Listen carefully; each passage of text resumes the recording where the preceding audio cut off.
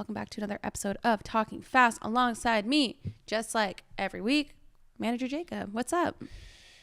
Sarah, what is up? What is up? What is up? I'm trying to find a new, unique way to do these intros. That one threw me off a little bit. I know. The I'm sorry. Of it, I think. The cadence but you know what? of it. What is up? I'm having a good time. It was kind of like a sing-song, but not really a sing-song. So. Should we do a musical episode? Absolutely not. Absolutely not. What we should do is talk about what we are drinking or eating this week and kick it off.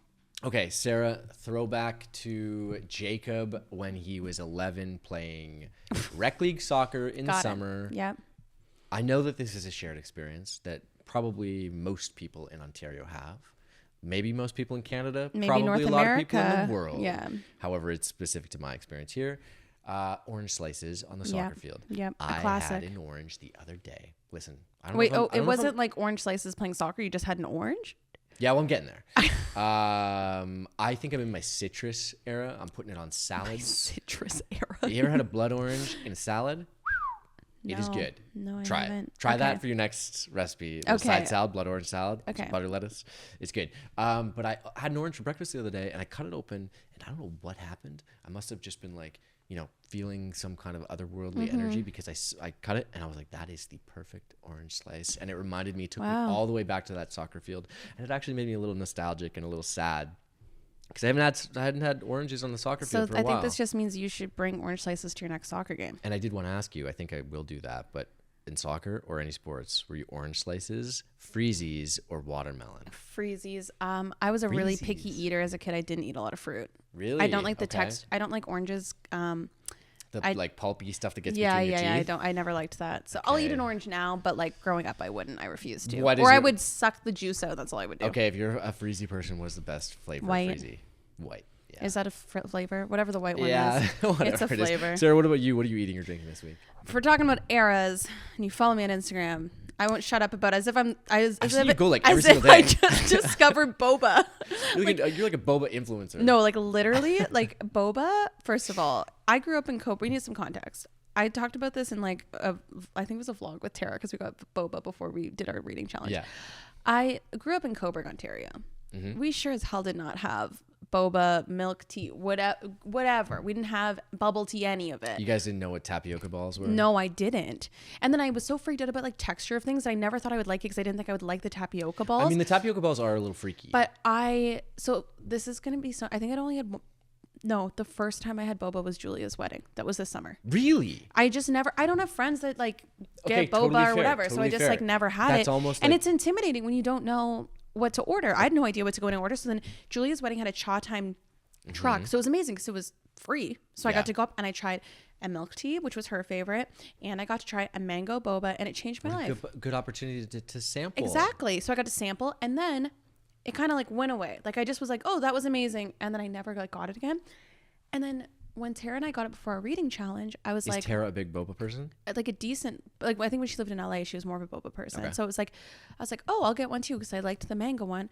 And now I've had one every single day because it's like a little sweet treat and a snack all in one. And I'm obsessed. And I'm well aware that drinking one daily is probably not good for me. Like I'm I've been doing the light sugar. I switched, but it's like Can when you I'm start craving, drinking them like on train, like in the middle of a half marathon or something? Like that'll be the. That'll be my new, because this is the thing. I've been Gatorade swapping won't out sponsor my us. afternoon coffee for an afternoon milk tea, boba, bubble tea, whatever. That is fun. And so I've been switching it out because like me getting like a vanilla latte in the afternoon is probably the same amount of sugar as me getting a boba. Okay, I am not a boba person. I like it. I just like it's not my go-to. Yeah. It's not my, I'm just it's in a not phase. my huge thing. I have to ask you though, like are the straws big paper straws? You know what I mean? Yeah. Well, some of them still serve plastic straws, but you're not supposed to know. But yeah, they're big paper Got straws. some like underground plastic straws. They're big boba? paper straws. Boba They're big peddling. paper straws. So I discovered a new place in Union Station today that I went to, and then I'm trying to mix it up and trying different things. Mango milk tea still has my heart. That's still my favorite, but I get it daily now. I'm gonna get one, like tomorrow. I'm going to my first sweat and tonic class, and I will get a boba after. Like I just know myself when I walk back. Ooh, are you going to the well or are you going to? Yeah, I'm going to the well. I've never been to sweat and tonic before. Anyways, Okay, fun. boba. I'm drinking boba, lots of it. Stay tuned if I get sick of it in the coming weeks. It probably will happen. Sarah, what are you watching or reading this week? So I referenced the 24-hour readathon, but I'll talk about that later. If you saw my TikTok video, I think the whole world saw all your. Look, I got asked so many questions at work about it, but I'll talk about that after. So I finally read Fourth Wing, which is you're like right. What is that? No, I watched your TikTok, so I'm in the know. So but for anyone else who doesn't, what's it about? Fourth Wing is like, so we know I didn't shut up about A Court of Thorns and Roses. It's like a same romantic-y style book. Nothing will top ACOTAR. Mm-hmm. And I also just think objectively ACOTAR is better, in my opinion. How long is this series? So far, only 2 books. It's going to be 5, but it's only 2 books so far. Okay, because I know you talked about this. You could just dive into ACOTAR and read it all at once, right? But this one you have to wait. Yeah, I'm going to have to wait. Well, ACOTAR I technically still have to wait, but yes. Like the main part of ACOTAR I was able to dive in and just read it all at once, whereas this one. So that's why I was like, so I read Fourth Wing, and then I immediately was able to start Iron Flame, which is the second book. Thank God, because the cliffhanger at the end of Fourth Wing, I'm like, turn to people who have like read it like a year ago when it came out. I go, you had to wait for the next book? That's wild. No spoilers. So I'm sure there's going to be another cliffhanger at the end of Iron Flame. So I'm reading that now as well. But it's really great. Like I honestly, like it's giving me the same feeling and vibes as ACOTAR did, which is like what I've been craving. So we've been like on a 5-star reading kick in 2024, which is very exciting. This is a big back-to-back because you were coming out of a slump at the end of last year. Massive slump. And now I've read almost as many books this year as I read last year. Wild. Not like fully, but like pretty much, because last year was that bad of a slump. I think I read like 12 books last year. Like it was same. Not half books don't count. How about you? What are you watching or reading? Okay, well, I'm excited because the guest that we have on today is all about movies, and I am in my movie era right now. Love that for you. Still trying to work through all the Oscar-nominated films. So I watched American Fiction last night. How was it? It was good. It was good. I liked it a lot.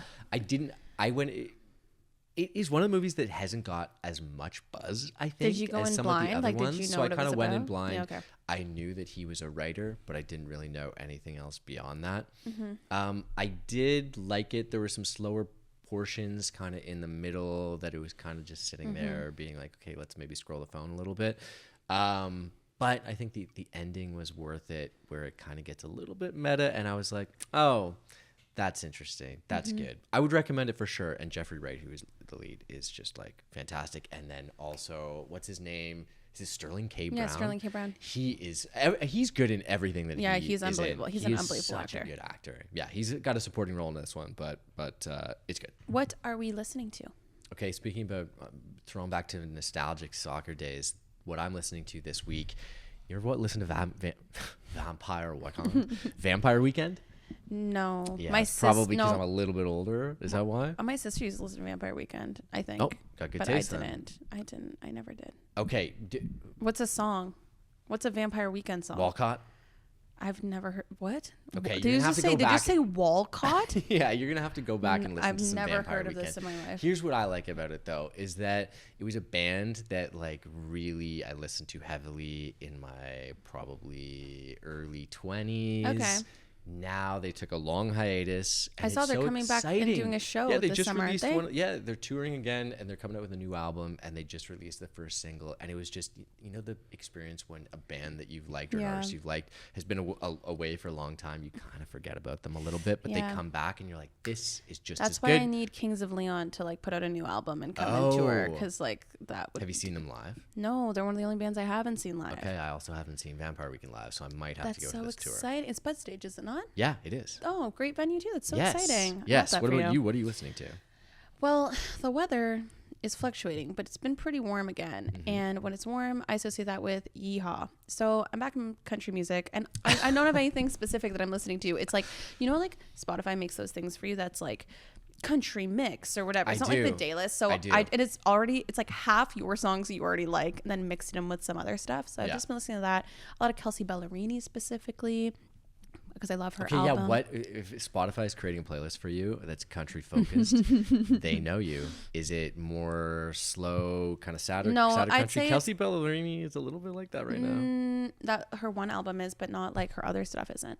That's true. I would say it's a solid mix, but they have two different ones. There's upbeat country, and then there's slow country. Right. One's like, I guess you listen to the slower one now, and then as you I've been listening to the upbeat one while I like work out at the gym. Country's fun to work out too. Country's fun to work out too. But yeah, I do listen to a lot of sad girl country though. I do on the regular basis. It's like a mix of Luke Combs, Kelsey Ballerini, and old Taylor Swift is what it recommends to me. Do you have any friends who don't like country music? And if so, what would be like the one intro artist that you would say, listen to some of their music to get into it? I think it really depends on what they already listen to. Okay. So like they're into pop, maybe a little bit of. Okay, look, I think Kelsey Ballerini is a great example if you're into pop, because she's basically pop, but she's like Taylor Swift, Fearless / Speak Now era. That's the type of music Kelsey Ballerini makes. Yeah. I think Thomas Rhett makes really fun music that most people like. Connor Smith, who we had on the podcast, honestly, like I was playing it in the car and Nolan was like, oh, this guy's like unreal. I was like, yeah. He also loved the song I Hate Alabama, so like that was part of it. But and a nice guy.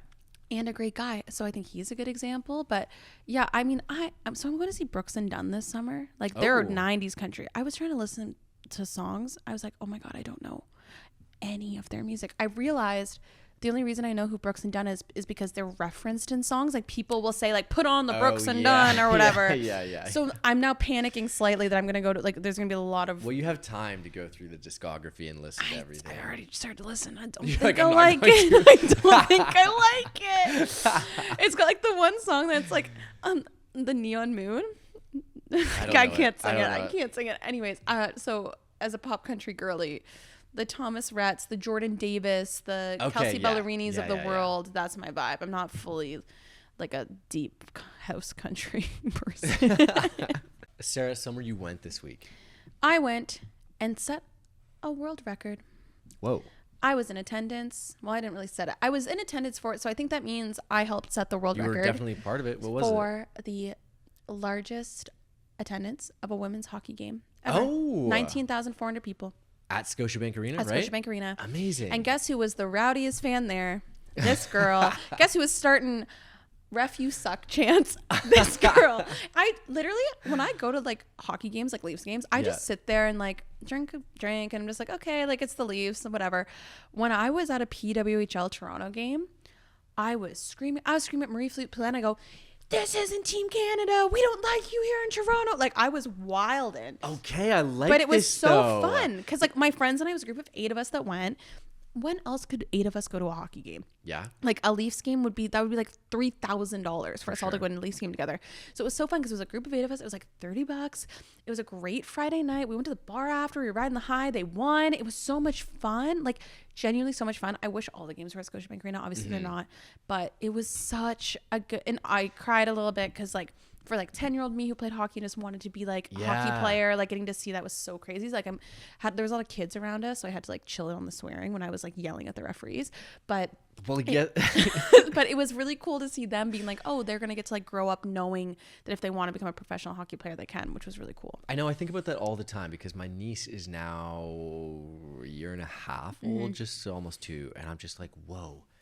She will. I don't know if she will want to grow up and be a hockey player because she's so young. But like, this is so different than when I was a child at that age too, which is fantastic. It's really exciting. Setting world records is fun. You should go to a game.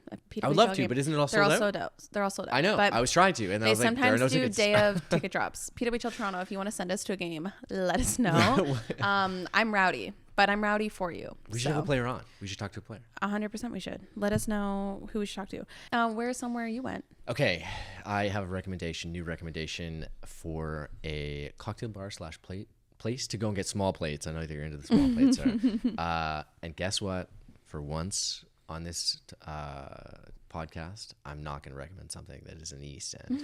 Where is it? All the way down on Bathurst and Queen.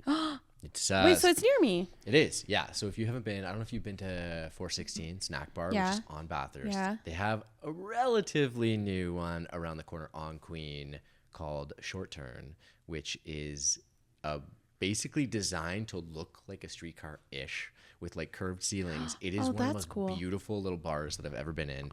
And then they have a back room as well that is like kind of open to the kitchen. Some of the best food that I've... Yeah, I mean, I'm a big fan, and it's kind of the same menu as 416 Snack Bar around the corner. 416 Snack Bar is amazing, so that's great. Yes, exactly, and it's just a lot. I think it's maybe even a little bit bigger, the menu, and then it's more cocktail focused, and they like are so good, and by far, probably the best playlist that has been in a bar in a long time. Were they just playing Jacob's Songs of Summer? I didn't want to say, but yeah, I took the aux and I plugged in, so it was me. Is this like a reservation or a walk-in sitch? No reservations. So I it's a don't walk-in. think. I think that Okay. they just started doing Did you reservations. have to wait a maybe long around time? No. Well, we went to the it used to be called Friday Night Live, but the ROM After Dark Got event, it. Yep. which is pretty fun. And then just went after Oh, that. okay, So cool. it was kind of a little bit later in the evening. Good to know. I just always get stressed on things like restaurants that are new and popular. I'm like, or relatively new, whatever, about whether they're, because Toronto's so finicky, but like I some things know, being I walk-in know. only, some things being a reservation. We have limited reservations. Like it's so finicky about all of it. I would say check that out. And you know what? Hot off the heels of our episode talking about Valentine's Day and love and dating, I would say it could be like an amazing date spot. in Oh, the I city. love that. So Good to know. take your date there What's it next called after again? you Sorry? slide into the DMs, called Short Turn. Short turn. Love that. What's something that you did this week? Okay, Sarah, this is a big one. I've been calling them Goon goggles, but they're called the Apple Vision Pro. It's the headset, the like VR. Did your brother buy it? headset. My brother bought one. He had to drive to Syracuse, New York. Why? Because they didn't have were it in Canada? Well, the parts. I guess it's so difficult to make this thing that they didn't make that many, and they only released a certain amount. And he had to buy one from the Apple store in Syracuse. So we went down and got it a couple weeks ago, and luckily I didn't have to go down and do that. Is it sick? It is. A mind fuck? Like I've used various types of augmented things, reality, yeah. virtual reality, the Oculus Yeah. you can put on. You can put your phone in some of the cardboard ones. yeah. The Oculus was good. This is so fucking good. Like- It is the most incredible viewing experience I've ever had. They just announced, or there are rumblings that actually the MLS over the last season shot like a ton of games, including the playoffs, in with like 18 spatial cameras on the field. So you're gonna be able to watch it. There is a clip in this like promo video that starts off with Alicia Keys singing to you, which feels like she is in front of you, and then there is Inter Miami, a portion of like 2 seconds only in this promo video so far that I got to watch. That was like Inter Miami scoring a goal, and it was the most incredible. It was almost better than being in a stadium because you were on That the cross. scares the shit. That scares the shit out of me. You feel like you are. You saying it's almost better than being in a. It's like I bet it was. That's why Yeah. it's scary. Yeah. Well, no. It was like the first time that I've experienced that kind level. of VR. Yeah, that yeah. I'm like, oh, this is next. Like This is that's gonna be one of those moments that in 10 years when we're all. Like when we're still doing this podcast in 10 years and people are watching They us as will if they're be sitting right here. Exactly. It was like watching their promo video, everything from like nature documentary stuff to music, live concerts to sports and everything. It's like a 2-minute long video, and I was like, this is how I want to watch Everything. Well, because isn't it like you can be in your living room? No one's gonna have TVs anymore. You can sit there, put it on. You can like decide the size of the screen. You can have like things on the side. And you it can is like so easy and intuitive to use that like moving screens around and like turning up how augmented it is, so you can totally black it out, or you can like do half, Like where you still see be, like, in screens the and then room. you see like people's faces and whatnot that you're talking to them. It feels, like when you reach out and you're not quite touching something. Yeah. This one you reach out and it is exact. You're like picking up the phone and it feels like the phone is right there. I don't know. I could talk about this for so long, but it was the first time I experienced it, and I'm like, everyone, it's so fucking expensive. Don't go out and buy one right now. But once the price comes down, I was like, this is gonna change everything. well, we literally could not have done two more different things. Like you're going on about like augmented reality and like Yeah. the future and whatever, and I'm like, What did I disconnected from the world and read books for 24 hours. So that's something you did this That's week? something I did this week. I did the 24-hour reading challenge. Tara and I had seen people do it on TikTok, and then we Yeah. literally had to like schedule a day in the calendar. And the long weekend worked for me because then I like didn't lose my whole weekend to it or whatever. It was wild. Talk about like a mind fuck. Like time is not real. Like I knew that, but it's like not until I'm like sitting there being like, oh, I've been reading for 4 hours straight and I have not moved off this couch. You don't realize like there was something so special though, but like setting aside the time just to like dive in, especially a fantasy book where it's like you want to be immersed in the world and like feel like you're there and feel like you're living in it. That it made it so exciting. Like it just like. I don't know. I felt like I got more out of the book because of it. Because I wasn't getting Right. distracted. There was nothing like, oh, I can only read for 20 minutes before bed, and then I have to like go to sleep because I have to work. Like it was just so fun getting to like fully dive in. And then also Tara was reading A Court of Thorns and Roses for the first time, and I was reading Fourth Wing. We'd both read the other book. Yeah. So like her asking me questions and me having to try and keep a straight face and not like give away anything that happens. And And then same with Fourth Wing, like me saying things and then her looking at me like, yeah, who knows what happens? And then like, I don't like, it was just really cool to be able to like talk about our favorite books as we did it. So I read like 600 pages. We chatted in between. Like, so obviously like you chit chat, we slept. So how much sleep did you actually get? 6 hours. Okay. 6 hours of sleep. Then I'd say a couple hours total. I think 8 hours of it, remove it. But it was still like a lot of reading other than that. That's a ton of reading. Yeah, anything over 10 hours is a lot of it. So, and we just kept like, it was crazy. It all merged into one day. It didn't Would feel you like do it I again? slept 100%, except for next time we're going to like book a spa weekend and do it there. Oh yeah. Okay. Having the one couch was like was a lot. Like I think we tried to change scenery, it didn't really work. So I think being somewhere where we could have like moved around a little bit more. Or would you do it at the cottage? Yeah, exactly. Or inside, like outside breeze. beach, like Yeah, exactly. yeah. Like summertime, like you can move around. So somewhere where you can move to multiple places. Like we kind of did it when we were at the spa in PEI. Like there was a whole day where the four of us girls just were reading our books and we just like moved hot tub to reading room to cottage. That's like so all those fun. things. But it was so much fun and I loved it and I didn't really look at my phone and I didn't really like. It's also fun to do it with a friend that like is on the same page about that too. That's why it was so fun because like we were both like so excited about it. If you would have told me 3 years ago I would have spent 24 hours reading, I would have been like, did I get kidnapped? Like what happened? Have we gone back to the Mennonite era? Like that's what I would have thought happened. But I literally it was so much fun and I would do it monthly as a brain reset, to be honest. And I was exhausted after. I came home and I like was reading again because I was like so into my book. And I fell asleep I fell asleep like 9 p.m. And I was like, it felt like I worked out because my brain was so tired. It has to be a mental workout. Like it felt 600 plus pages is huge. But it was, and the font is so tiny. So like, it's not like 600 like pages of a normal book. I probably felt like more like 1,000 pages. But did I see that you also swapped between e-reader and physical book? I mostly read on my e-reader, but when my e-reader would like die, I would switch to the physical book. Okay, yeah. Did you have a preference for that? E-reader is always my preference. Yeah. It's way easier to read on an e-reader. Yeah. And that's why I can like cruise through a lot faster because I can make the font bigger. When I had to go, I was like, am I blind? Like when I had to go to the tiny font, I'm like holding the book like right up to my face. But if you were looking for a scientific 24-hour reading challenge, you absolutely should. Because even if you just like chit chat for half the time, whatever, it's a great night with a girlfriend. So it was so fun.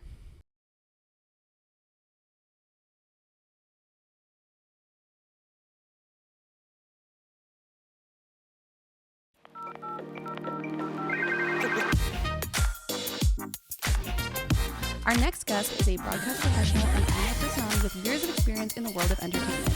She's been on the biggest carpets, talked to the biggest stars, and is an endless supporter of Canadian talent. She's here to bring her expert opinion on all things film this award season. Please welcome Teri Hart. Hello. Hello. Thank you for coming. Well, thank you for inviting me. I feel like I got invited to the cool kids table. I love that. Well, we're just ready to like pick your brain, talk all things. Before the episode was recording, we were already like going off about all these like the state of media and film and this and that. So I'm very excited for this episode. But I do want to give you the opportunity to like kind of tell our listeners how you found yourself.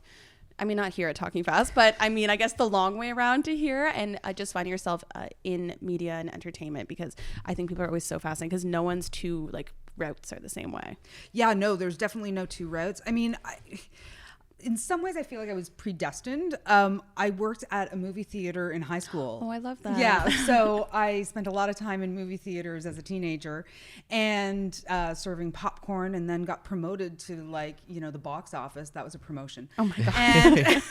And then I started off in radio. I took radio broadcasting at Humber College. Shout out Humber. Shout out Humber. And it was a great 2-year program. Didn't know what I wanted to do. I'm an October baby, so I was like 17 when I was graduating high school. Oh, true. And I was just like, I don't know what to do. And everybody was like, stay in school or you're gonna, get a job at Tuxedo Royale and you will be working there forever and ever. And I was like, I don't want to do that. So in between my first and second year, I got a job at CKNX in Wingham, Ontario. And Wingham. Yeah, wow. Wingham.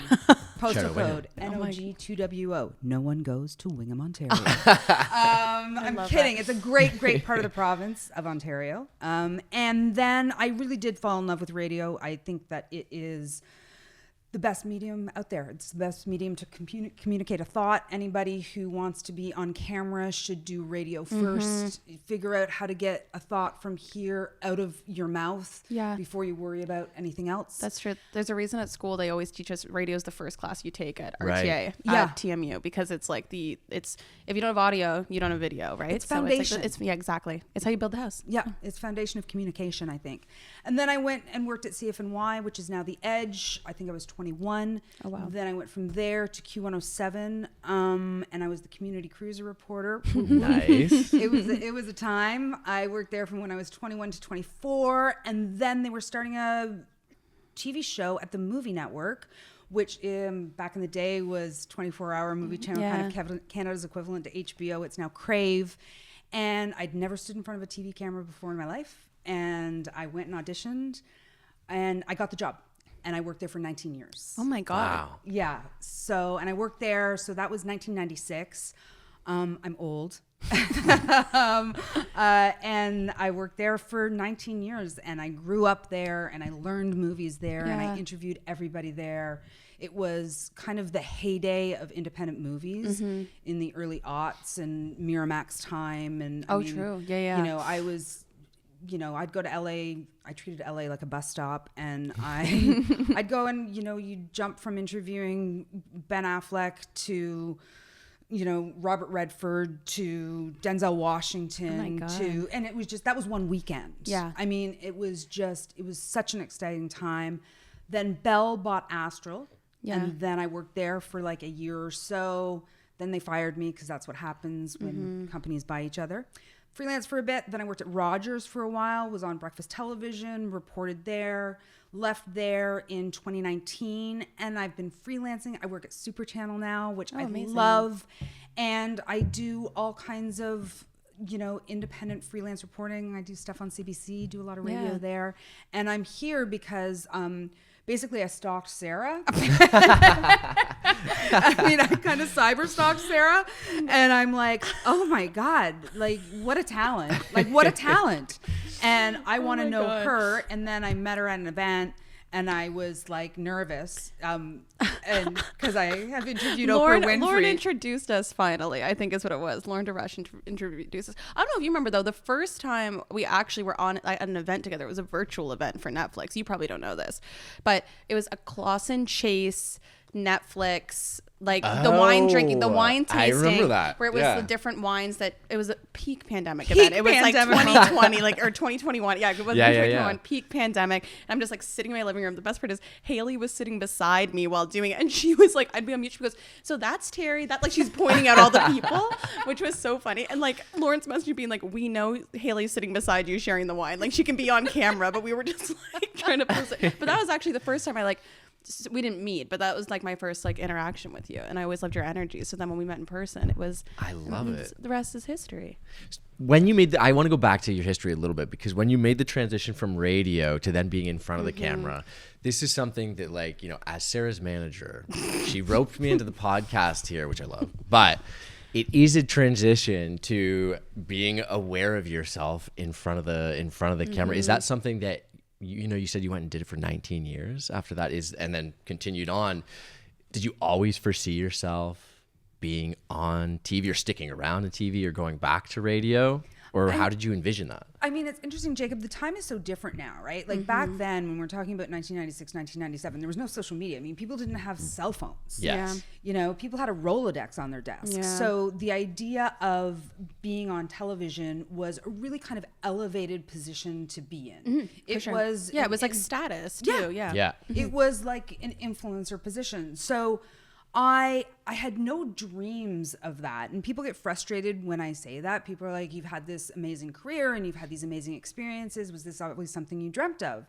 And it wasn't. I mean, I'm a kid from Brantford, Ontario. My dad was, you know, a middle upper manager, and my mom was a nurse. This was not in my wheelhouse of what you could do for a living. Yeah. And so each step along the way of... It's not like I had a big plan. It's not like I was trying to satisfy this dream in my head. So I was really able to be in the moment. So when I had to be on camera, when I got a job to be on camera, it was like, I'm going to learn this. I had Yeah. no preconceived notions. And I think that worked for me and against me, you know, kind I of. feel Yeah. like though it's really great when you're just kind of like, oh, okay, guess I'm doing this now. Like that's such a great and healthy, but it's also nice because I'm sure like with like working in entertainment and media, like it's a lot of it is about like chasing this thing that people don't know what they're chasing. And then when they reach the top of the mountain, they're like, oh, this is it. So I would assume it was maybe a healthy balance for you then to be able to like just be in the moment and live in the moment as opposed to chasing whatever mountaintop that other people are trying to climb. Yeah, I mean, I really loved being a company girl. Like Yeah. I really loved working for a company. I really loved having a common goal and having colleagues. Yeah, like a and team atmosphere. Yeah. Would I have done better in my job, in my career, if I had have bounced around and tried to go to other shows? Like the and whatever? ladder climbing a little bit. Yeah. But it was never really in my DNA. Like my DNA is I like this. I'm going to try to do as well at this as I can. And I think that, I mean, I don't know if this is right or not, but I think you can still learn without leaving. You won't make more money. You have to leave to make more money. That is for sure. But you can learn 100%. without leaving. You can evolve too without leaving too. If you're just like, if you're someone that like wants to evolve, the people that like don't want to and just say company people at like a certain level. But if you are someone that desires like and has the ambition to, I 100% agree you can. And companies change, right? Like the Oh, of business course. changes. Well, They kind of have to, I guess, right? Yeah, I mean, we hope. And, you know, I was in an environment where every single day, the movies I was watching changed. Yeah, that's true. You know, the what was popular in the movie world changed. I was reporting on that. I was doing interviews for that. So I was always growing and changing. It never felt like I was going to the same desk and doing the same thing. I was always responding to my beat. Yeah. You know, responding to what was happening. So speaking of change, because obviously over like a 27-year career in working in like film specifically, a lot has changed. We've gone from 90-minute movies, which was the dream, to now everything's 3 hours long. That's why I was so happy Madam Web was under 2 hours. I was like, thank God, finally a movie that's under 2 hours. What would you say? I mean, obviously like social media side, but in film specifically, like in the industry, what has been the biggest change that you've noticed? If you could like pinpoint a couple. Well, I think that the biggest change has been, and you know, technology always drives every change. Yeah, of so course. streaming changed the world. Yeah. Yeah. So those movies that we would have had that I talked about like in the early 2000s that were coming out and really saying something about the world, saying something about culture. You know, you think about In the Bedroom. I don't know why that one came out, but you think about movies that really changed the game and said something. Those are all series now. Yeah, Right. that's They're true. all Yeah. they're all, you know, limited series that are 6 parts, 8 parts, whatever, and they're talking about social issues. They're breaking careers open. They're, you know, all those Yeah. things. Perfect example is like Made with Margaret Qualley, right? Yep. That would have been A film, a 100%. film that came out in like 2006 Yeah. and would have been like a cause celeb, and she would have been the next Renee Zellweger or Gwyneth Paltrow. Yeah. Like that is exactly so. I think that has changed the most, the kind of content and where we find it.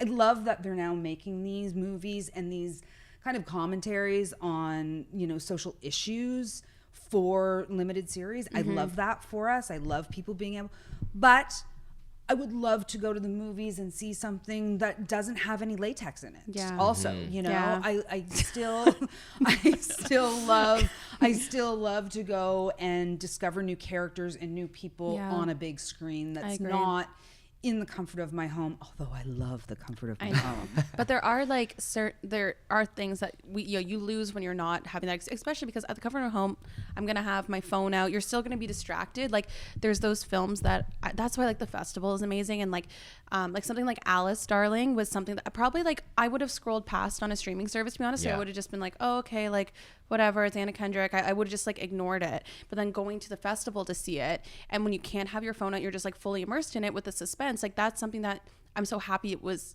like in a theater and I was able to experience that. And I feel like that's like the gap that we experience a lot with streaming, because there's so many options that now it's like you lose some of those moments that you're supposed to be sitting in your fields, like experiencing something on the big Well, yeah. screen. Do you think that's like what are the positives and negatives that you see in that? I think one for me would be that if we're looking at a limited series versus something that might have been a movie previously, you know, that's a commitment of an hour and a half, 2 hours, to now it's like I got to sit down and 6, watch 7, something 8, at 9, 6, 10. maybe 8 hours long, which is great because you can dive into a subject that you're interested in super in-depthly.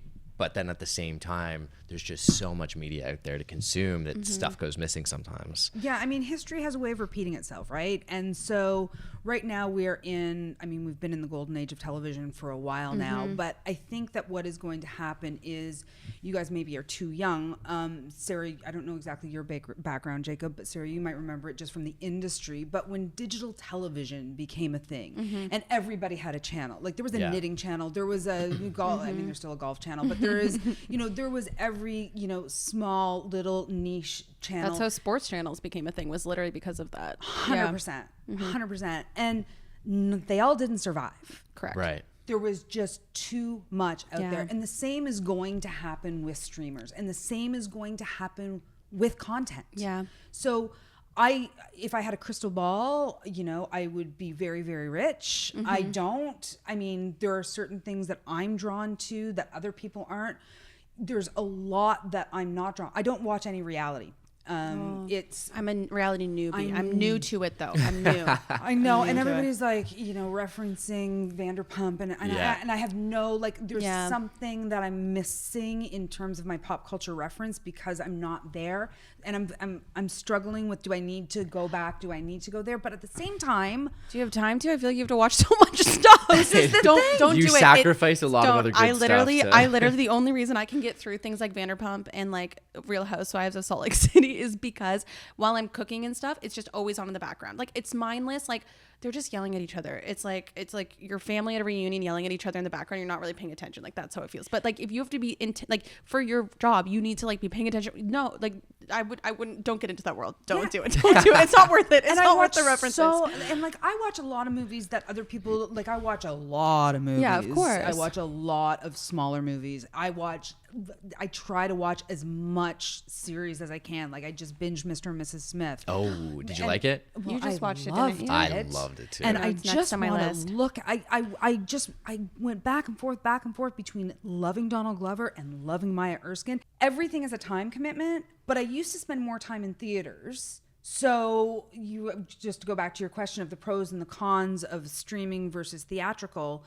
Listen, I mean, I'm glad there's so much great content out there. I'm glad that so many people are being able to make content that people are discovering, and we can share things differently. Yeah, and the stories get told. Like, you look at like the Emmys as an example, and like it used to, like, shows like The Big Bang Theory having like the record for like the most like Emmys in a or those types of shows, you know what I mean, like those types of shows that had like, or Frasier having like all of these shows that held these records for so long. It's because like there was nothing else for them to compete against, whereas now like you have like 5 unbelievable like comedy shows against each other, and you're like, I actually have no idea who's gonna win. Or like a limited series like Beef that I'd never heard of that just like comes out of nowhere and sweeps. Like it really, the Emmys this year showed me how vastly different the landscape is in a wonderful way, because it like, otherwise it was the same. It was NBC and ABC winning everything. Also, just to go back to The Big Bang Theory, that show is offside.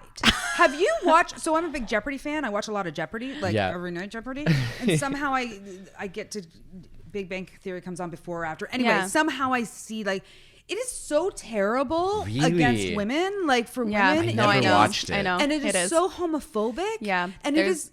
It's not good. It does not age well, and it's not that old. No, it was like when I was like through like middle school into high school is when it was like peak of it being on air. And yeah, it was, look, it's one of those ones that you look back on, and when we like in a comedy writing class, we'd have to like look back on shows with laugh tracks and like analyze them and stuff, and it was one with a laugh track that they'd remove the laugh track, and then you're not laughing at any of it because you're like, oh, problematic. Like, I'm happy for Bare Naked Ladies, take all the money. 100%, but I am not happy about that I content. know. Now it shaped a generation I know, around, it's crazy. oh my goodness. But then on the other side, then you get like a show like Modern Family that comes out at the same time, which actually was ahead of its time in the way that it did it, right? So it's like so funny, but it was just, the Emmys really opened my eyes to like all, and also how many different streaming services there are. There's like a million, but now we hear reports of like Paramount and Peacock want to like merge now, or like those types of things. Exactly what happened with digital television. They start merging and becoming exactly. It is going to repeat itself. We are going to find ourselves, and then there's going to be a dearth. Like there will be, There will be the ups and downs of it. And what I really, really hope happens through that time is we still get to see diversity in a way that I think is finally happening in television. It's so exciting. You know, you bring up Beef. Yeah. You know, Allie and Steven were just so fantastic. And it was so specifically an Asian American experience. It was so specifically about being first gen Asian Americans. It was, you know, the A storyline. And it's really, really important that people are telling those stories and that millions and millions of people are being exposed to that emotional experience. 100%. One thing that I feel like was always like a status, and we were talking about status before and being on television, but I feel like there was always the status of being a movie star versus being like a television star. That was like the thing forever. It's like someone that's just on TV versus in films. But now, like, do you think that it's like it's flipped? Because I mean, you see Zendaya, who's going to be in like some of the biggest box office films of the year, but then she also does a series on HBO. Like, same with Sydney Sweeney. Yeah, Sydney Sweeney's the same way. Exactly. Like all these like quote unquote movie stars now, like Nicole Kidman, Queen Kidman of is Limited everywhere. Series, Yeah. Queen of AMC commercials, and then Queen of Limited Series. Reese Witherspoon. Jodie Foster. Jodie. So do you think that that idea of just being a movie star, being like the like top level of like is kind of mellowed out because it's meshed a bit in your experience? I think that your correlation between the idea of being on TV and being kind of an influencer thing back in the day, the same thing has happened with the idea of movies and television. It is about eyeballs. Yeah. Can you draw eyeballs to the content that you are a part of? And it's no longer about the medium. No. It is about your ability to draw an audience. And is that on TikTok? Is that on a multiplex screen? Yeah. Is that on a podcast? I mean, where is it that you are able to get people to watch what you're doing? That's what it's about now. And it's quantifiable in a way that it didn't used to be. People can really see numbers with the digital platforms in a way that they were so opaque back in the day. And I think there's just a lot more transparency now 100%. around, wait a minute, does anybody actually watching what this person is doing? Yeah, exactly. I did want to jump back actually quickly to, Sarah, you referenced the Big Bang Theory and kind of maybe traditional sitcoms winning kind of all of the awards. And now they're being more niche content with like kind of rabid fan bases for various different shows that are all, you know, span a ton of different genres and are all good in their own right. I did want to get your opinion on award shows as we're kind of in the midst of the season here on how award shows categorize, say, the best pictures. Oscars obviously a few years ago had the scare of bringing in the most popular award for a film, and they kind of lump in a larger category with everything in there now. Something like the Golden Globes breaks it up a little bit into musical and comedy and drama.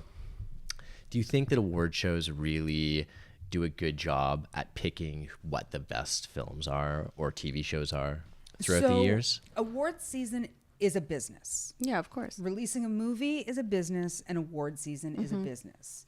To have a nomination at the Oscars, at the Golden Globes, costs millions and millions of dollars.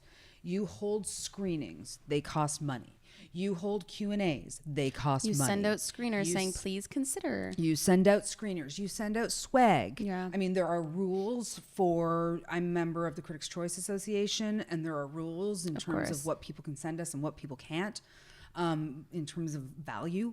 But it is a huge business. So to think about, I see all kinds of movies that I'm like, oh, I just wish they had the money. You know, remember last year, was it last year when Andrea Riseborough was nominated for To Leslie? She was nominated in the Best Actress category. It was a tiny little movie, and it was outraged because for a million reasons. Oh, right. Yeah, that was last year. Yeah. And one of the things that made everybody so surprised in the industry was, how did they do this? Because they didn't have the budget to actually procure the votes for her. And, you know, she had a lot of very famous friends who held screenings for her, who posted on their social media, which is actually against the rules. And there was some scuttlebutt about that. But it is a business. So, you know, I always say this year, you know, with the outrage around Greta and Margot Greta not being nominated for Best Director and Margot not being nominated for Best Actress for Barbie. They both have nominations for the film because it's nominated for Best Picture. And writing is also nominated as well. Correct. So they do have nominations.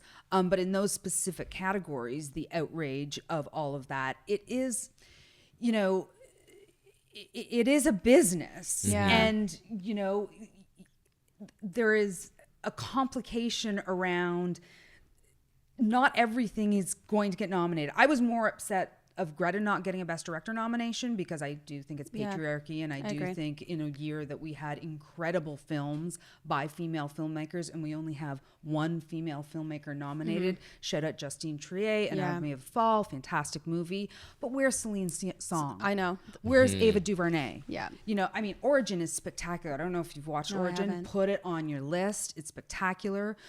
Where's A.V. Rockwell for 1001? Another great, great movie. So there were not only Greta, right? Yeah. Celine Song. Oh, did I say her? Yeah. Because I'll say her All the time, over and over again. Canadian Celine Song. So, you know, in a year where we had incredible movies by female filmmakers, I would have liked to see more than one nominated for Best Director. I mean, historically, there have only been 8 women nominated in the history of the Academy Awards, and only 3 have won, and that's all in recent memory. Did I answer your question? Do they do a good job of what actually is the best? No, they don't. because there can't only be 10 best movies. There can't only be 5 best actors, actresses, supporting. That would be a problem if we're only putting out that few, right? It's why I hate what it looks like is going to be a sweep by Oppenheimer this year. Yeah.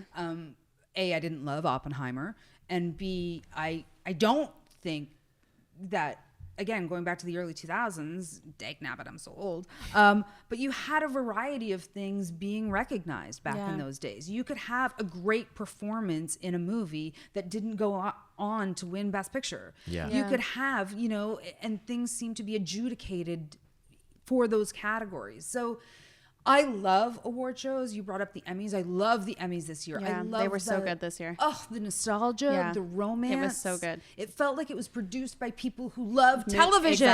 Exactly. They got it right. It was like the first award show in years I didn't roll my eyes. Yeah. Did you see the promo for this year's Oscars? With the Barbie promo. Yeah. I'm No. Oh, it's so good. They recreated like the scene up in the weird Barbie's house. Okay, and so it's like yeah. Jimmy Kimmel like going along with like the Barbie cast, and then like they make a joke about Greta not being nominated and Margot not being nominated. Like they do all of that. Oh, but fun. it's like with the it's really well done. And I was like, not that I don't want the Oscars to be all Barbie. I really don't. I think that would be a bad choice. Nor that it should be. Pardon me? Nor that it should No, be. it shouldn't. But I hope tonally, that's the what vibe. they're doing. I hope that's the vibe. I hope that they are like leaning into the fact of we love movies. Yeah. We love this art form that we are creating. We love the impact it has on people's lives. I use a hashtag often called Movies Matter, that I just write hashtag Movies Matter. And because I really think they do. I really think movies can change your day, change your energy, open your eyes up to something, learn about other people. I really, really think movies do matter. And so every year I'm so hopeful that the Academy Awards are going to satisfy that feeling that I have about movies.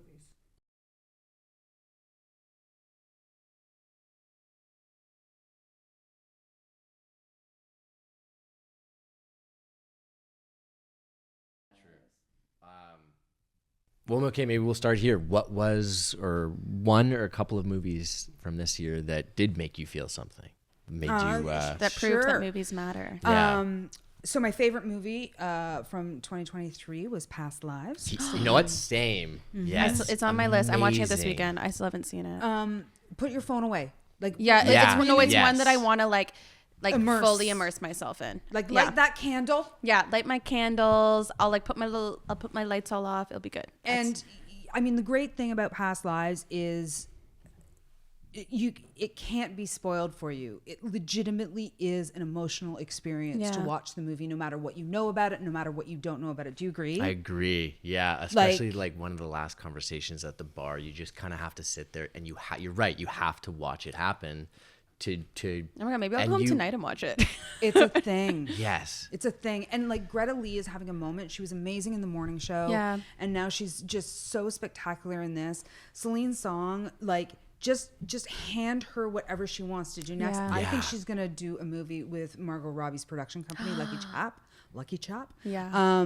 Because I That'd be interviewed exciting. Margot and I brought up Celine because Margot also produced Saltburn. And Yeah. so I was talking to her about female filmmakers because Emerald Fennell and obviously Greta. And then I brought up Celine because I bring up Celine anytime I can. Yeah. And she was like, oh my God, I love Celine's song. And I was like, yeah, you do. Yeah.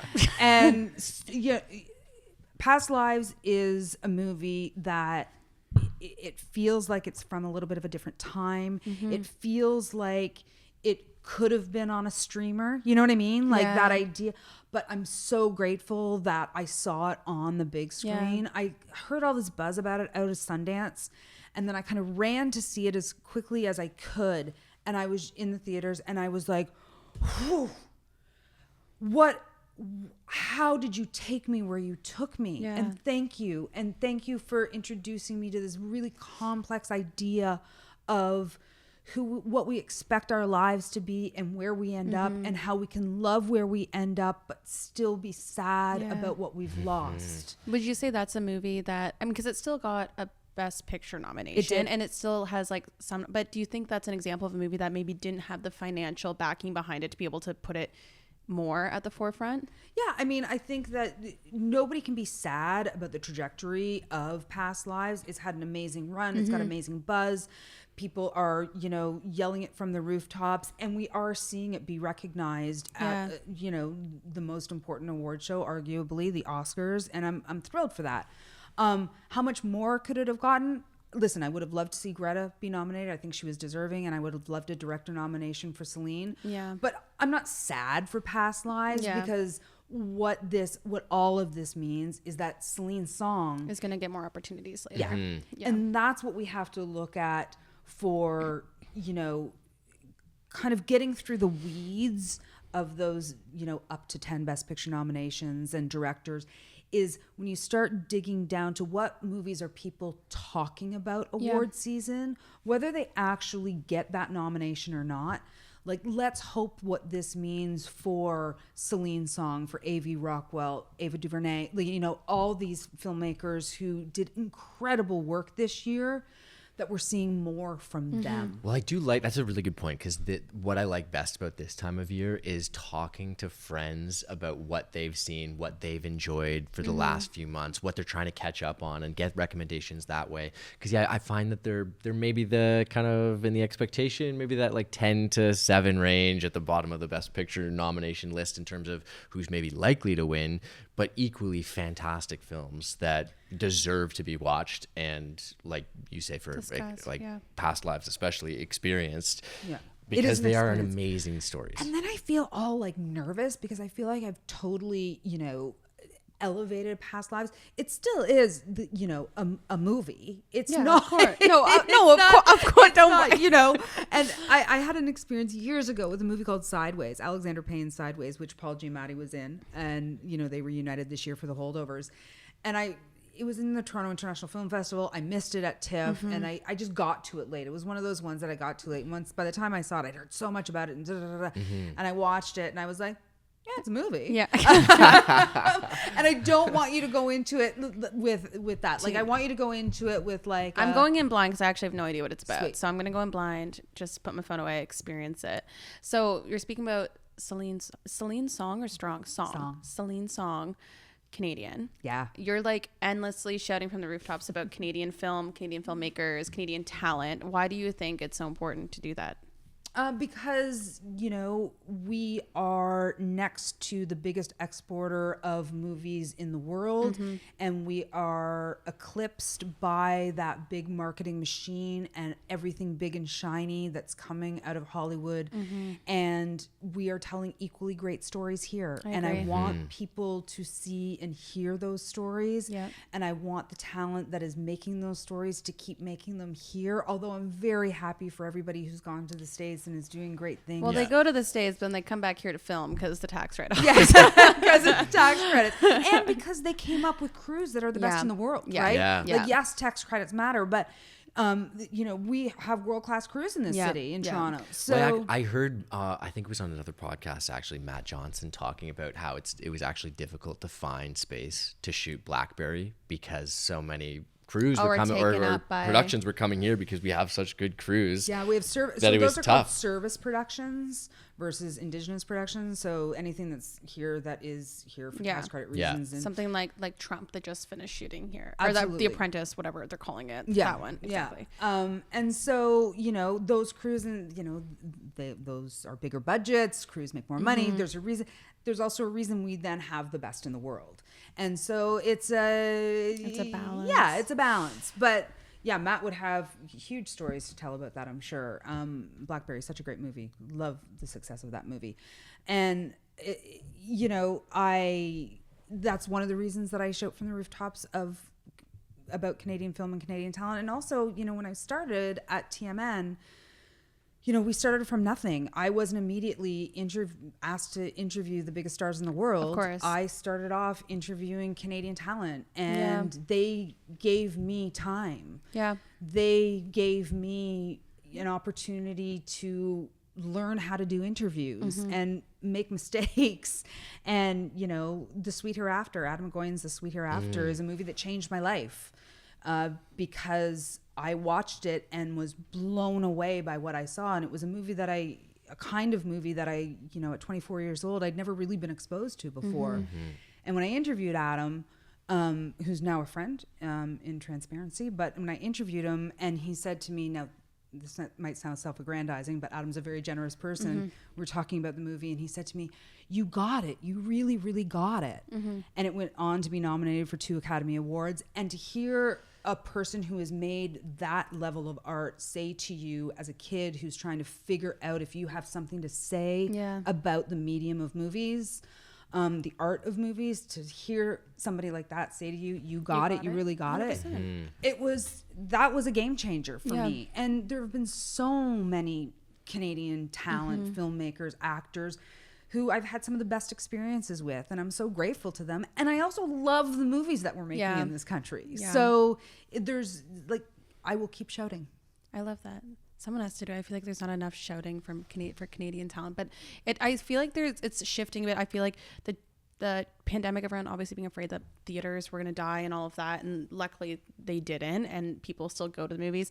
I'm starting to see more Canadian films in theaters, which is great. Like places like Elevation is really good at now making sure that Canadian films end up in Canadian theaters, which is really exciting. But what do you say to people when they're like, oh, well, you can tell it's a Canadian production? Because I feel like that's like a very common thing, is like the biggest thing about Blackberry, like my partner went to go see it. He comes back and he goes, I go, oh, how was he? He goes, it was great. Like you couldn't tell it was Canadian. So I feel like that comes along with this idea that it's like a Mickey Mouse version of like the States. Like, have you like battled with that your entire career? Yeah, I mean, for sure, people have said it to me, and I often say I don't know what that means, because and I'm not trying to be glib. I don't know what it means. I mean, is it a Marvel movie? No, it's not. Is it? It didn't have a $250 million budget. No, no, it didn't. But that's not why I go to movies.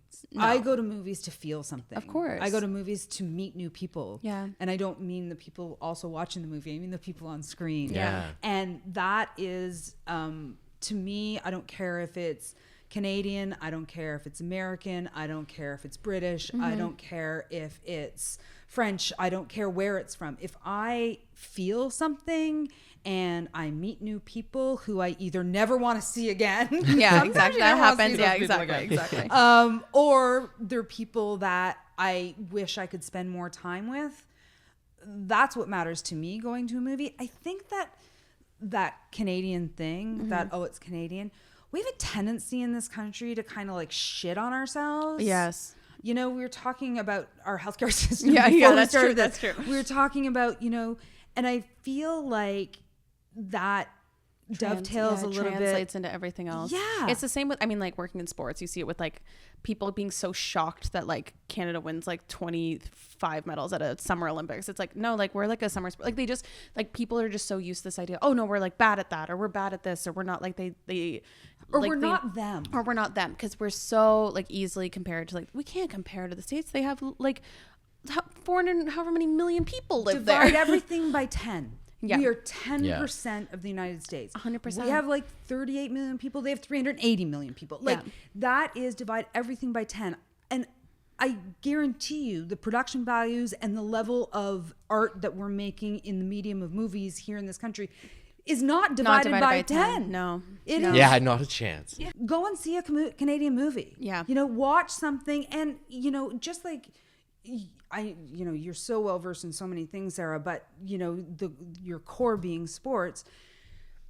Just like the more sports you watch, the more literate you become about sports. Of course. It's the same thing with movies. Of the course. more movies you watch, the more you understand the art form of storytelling on a big screen. Mm-hmm. Yeah. And so watch more movies and educate if you care about entertainment, if you want that. But try not to, I don't want to be preachy here, but try not to marginalize something that you're not very educated in. Yeah, true. No, but it's true. That makes me a little bit. But it's like it's judging something. We were talking before about like Madame Web as an example, and people like judging something before they've actually like experienced it. It's the same thing. Like he said that, and I was like, in my head, I was like, when was the last time you watched a Canadian movie though? Which is fair, because it's like, when is the last time that any of us really like intentionally watch like a Canadian film? I think there's like series and stuff, but this, a series or a television show is not the same viewing experience as a film ever, especially when you're like trying to sit there and watch intently. So my question is, if our audience is like listening, they're like, okay, Terry, I want to watch more Canadian movies. Give us like 3 that you think that they should watch. They don't have to be in the past year. Okay, like, well, I'm going to keep it recent, because if not, I can't keep it to 3. Yeah, that's so true. I've got 3 recent ones then. Okay, so a movie that I loved, and you know when you walk out of a movie and you like can't understand why everybody else isn't like on a high. Yeah, I know. So there's a movie called Until Branches Bend. Sophie Jarvis directed it. She was a production designer, so it's like Beautiful, French kiss, beautiful. Written by the 2 women who wrote and directed a movie called The Body Remembers When the World Broke Down. I think I'm calling it The Body Remembers When the World Broke, When the World Died, When the World, something like that. Anyway, written by those 2 spectacularly talented women. It is a kind of psychological drama about a woman, Grace Glowicki, who gets pregnant through an affair, and then something in her small town, which is actually the Okanogans, which we never see the Okanogans in this country, is infecting the peach farm. And it is kind of an environmental thriller matched with drama. It is spectacularly great. And it's called Until Branches Bend, and I highly recommend it. Okay. There's a movie called The Queen of My Dreams. It's opening theatrically. Amrit Kaur's in it, and she's spectacular. She was in The Sex Lives of College Girls. Yep. Oh, okay. And she's also in a Doritos commercial right now. And I'm just like, I can't even You're everywhere. I can't even take my eyes off of her in the Doritos commercial. She's just such a star. And this is a mother-daughter story. Daughter trying to figure out why the mom is as difficult as she is. And we go between 2 different time periods in Canada and Pakistan. Fantastic. And Suze is a great movie. It's out in theaters right now. Michaela Watkins is in it. Sarah Waisglass is in it. She's in Ginny in Georgia.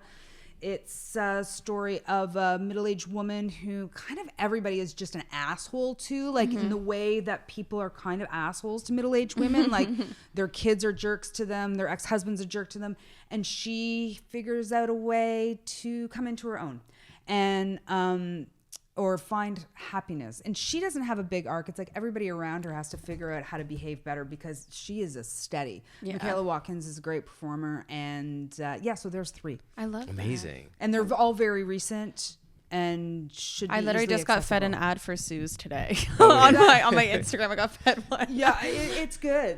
I mean, I did the intro for it for the premiere here in Toronto, and I watched it, and it was one of those movies that halfway through I was like, why is my face? And I realized I was just smiling the whole through the whole time. thing, and then I teared up. I mean, she plays a character who's 52. I'm 52 years old. So like-minded, and Sarah plays her jerk-faced daughter. But Sarah doesn't pull any punches, and she really is. And we can all relate to being that way to our moms, I think, 100%. at that time when we're totally selfish. So it's super relatable, really fun. I think Canadian movies get a rep for being really dark and twisted and weird.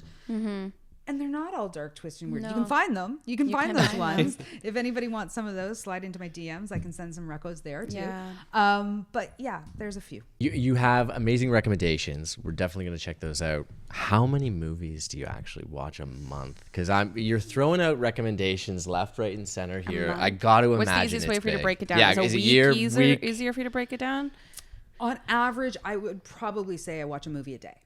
Oh wow. That makes sense. Yeah. For if sure. it's your job to watch movies, watching a movie. So you're watching 30 times. I don't know how to do math. I guys. probably watch about 300 movies a year. Wow.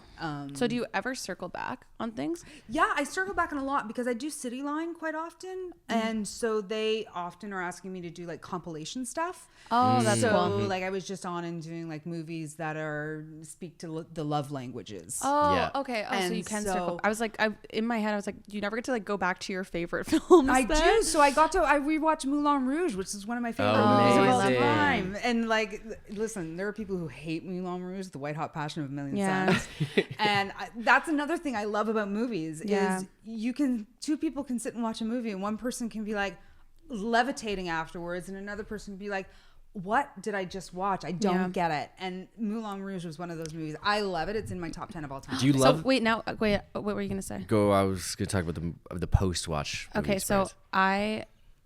I'm gonna steal something from Letterboxd because Yeah. now I want to know all three because I have Okay. mine. I want to know everyone's 4 favorite films. So that's a Oof. Letterboxd because Letterboxd is 4 favorites.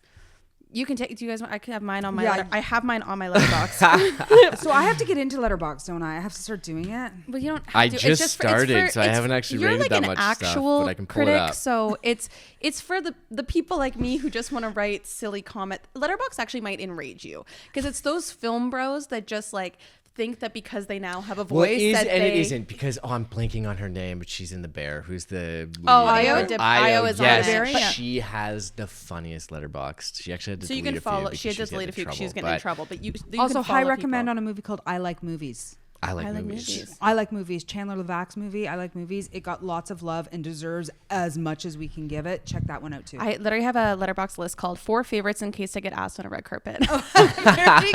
I'm giving it away now. Run us I through. love your prep, Sarah. always- I I love your always- like future prep. Future I Sarah do. loves you. And it'll probably change before then. But I have La La Land, Sweet, love it. Did that junket. Greta Gerwig, Little Women.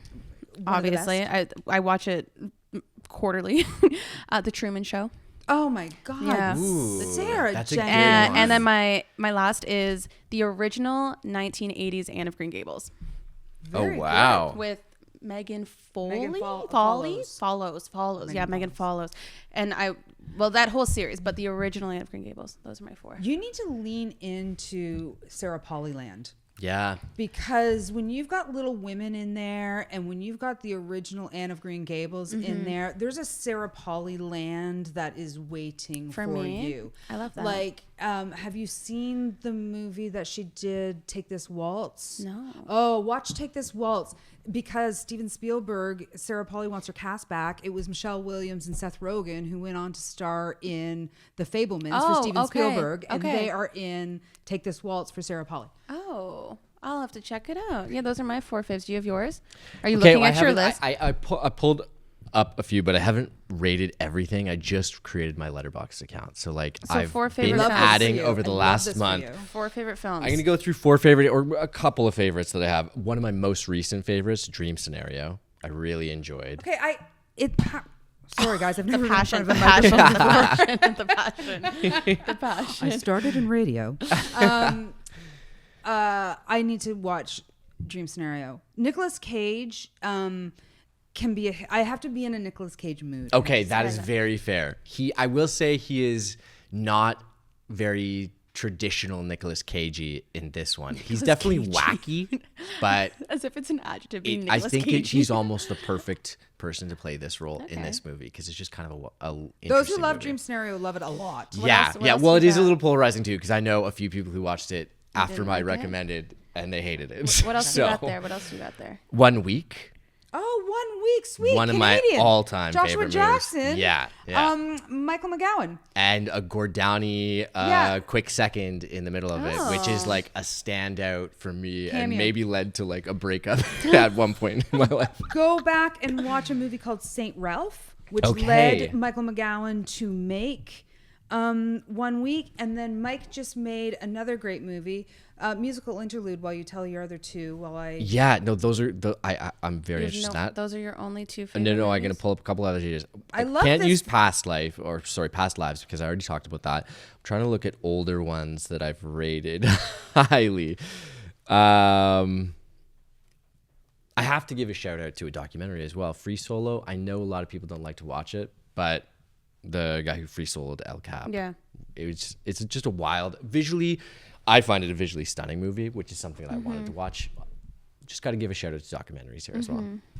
All My Puny Sorrows All My is another Puny movie Sorrows. that Michael McGowan made, Okay. starring Sarah Gadon Oh, okay. and Alison Pill, based on a novel by I'm screwing this up, guys. Sorry, Miriam Taves, who also wrote Women Talking. Which Oh, Sarah I love Polley, Women Talking. won the Academy I love Award Women for. Talking. I love Women Yeah, Talking. right. There's It was one that was one of my favorite films. Was that last year? Yeah. Year before? That was Yeah, it last was year. last That was one year. of my favorite films last year. I won a lot of money for betting on Sarah Polley for always bet. Listen, that and All Quiet on the Western Front winning for like best sound or whatever. I was like, guys, it's a war movie. It's obviously winning best sound. Anyways, yeah. that was Sarah Polley did win me some nice moolah. I like it for Okay, we only have a couple minutes, so I need your top. I can't. Moulin Here's the Rouge. thing. Moulin Rouge is right up there, but I've watched thousands and thousands that's and true, thousands that's of true, movies. that's true. And here's the thing that movies do for me is my favorites change all the Yeah, time for because sure. it depends on what I want to feel. Yeah. And so if I want to laugh, maybe I'm watching Ace Ventura. Yeah, If I true. want to cry, maybe there's a multitude of them that make me cry. But if I want to think, Yeah. movies do so much for me emotionally that my favorite changes based on either what I want to feel or surprising how it makes me feel at the time I'm feeling Yeah. it. And when you, the volume of what I watch, it would be wrong. I mean, I can tell you, some that I really don't like, and I think are ridiculous that have reached the acclaim that they have. But yeah, it's really hard for me. It's kind of an impossibility, and so I always kind of duck and avoid that one. Yeah. Sorry, Well, guys. you should maybe just have in your back pocket in case you're ever on a carpet and Letterboxd asks you what your 4 favorite films are. So that's why I'm always prepared, just in we'll case. be keeping an eye We'll out for keep your an eye out letterbox, just yeah. for once Terri I Hart's want- Letterboxd 4 favorites comes up one day. I want to see Sarah's notes section. What does Sarah Yeah. Jenkins' notes section look like? Because it must be dense. don't know what Jacob is more of the notes person than I am. I right now have my LA packing list and LA content ideas. That's kind of what I did I today. just said Jeffrey Wright in my last review. Jeffrey Wright should American be in Fiction. every movie. American said Fiction that? is a great movie. Yeah, I watched that Oh, last night. interesting. I enjoyed it. I enjoyed movies. it. Watch Origin. Origin blew my mind. okay, I'll add it to my Yeah, list. I and love that. 1001. Exciting. Well, thank you so much for being on Talking Fast. We talked fast and long all about movies, which I loved. It was so good. I hope it was as good for you as it was for us. It was better. Oh, I love It that. was better. We'll have to have you back because I could talk about movies all day long and media and entertainment. Thank you, as always, to everybody for listening to this episode of Talking Fast. You can find us on YouTube, Spotify, Apple, wherever you get your favorite podcast. Follow us at Talking Fast Show. And if you want to submit a voicemail question, email us at talkingfastshow@gmail.com or Talking Fast Show on Instagram. Shoot us a DM and we do call outs. This has been another episode, and we'll see you next week. Bye.